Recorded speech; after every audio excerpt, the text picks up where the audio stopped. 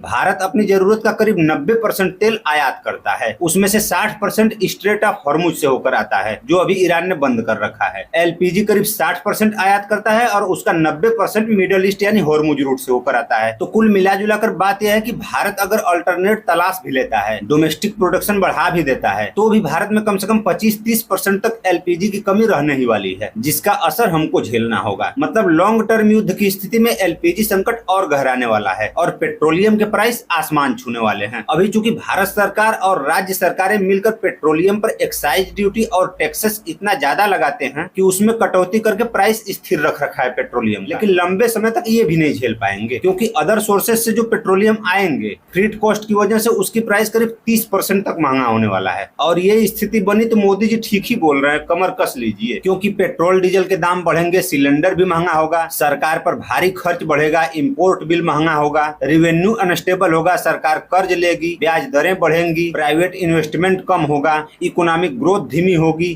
Transportation cost बढ़ेगा तो खाने पीने की चीजें भी महंगी होंगी, किराया बढ़ेगा, फर्टिलाइजर का सप्लाई चेन प्रभावित होगा तो कृषि भी महंगा होगा, प्रोसेस्ड फूड महंगे होंगे, रेस्टोरेंट की थाली महंगी होगी, बिजली बिल बढ़ेगा, छोटे उद्यम खत्म होंगे, एमएसएमई में जॉब खत्म होगा, मजदूर प्रभावित होंगे और बताया मान जाएं, मतलब पूरा का पूरा इकोसिस्टम हिल जाएगा, ब्लैक मार्केटिंग आसमान छुएंगे।